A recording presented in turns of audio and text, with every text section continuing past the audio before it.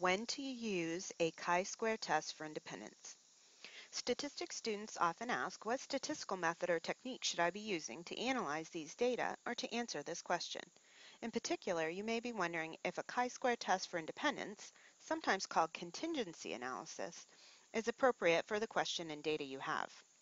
Chi-square tests for independence are used when you have two qualitative variables, that is, variables with two or more categorical outcomes, and you want to see if they influence, have an effect, or are related to each other. If the two variables are not related or do not affect each other, we say they are independent. Here are some examples of when a test for independence would be appropriate. Note the different ways in which the questions can be asked. Example 1.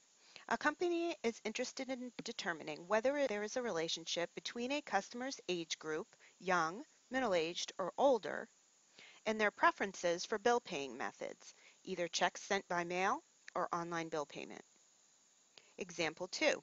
Is there evidence that whether or not an employee belongs to a union affects job satisfaction levels, either satisfied, neutral, or not satisfied? Example 3.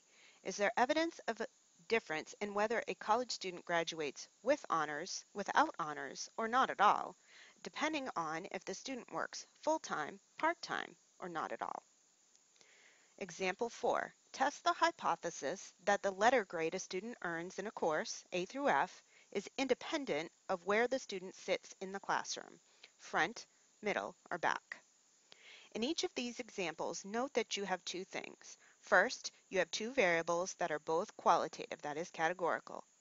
And second, you have a question or hypothesis that asks either if the two variables are related, if they affect each other, if they are independent or not related, or if there are differences in the outcomes of one variable depending on the value of the other variable.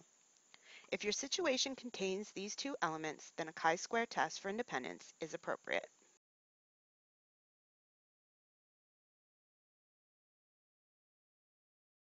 Created using Powtoon.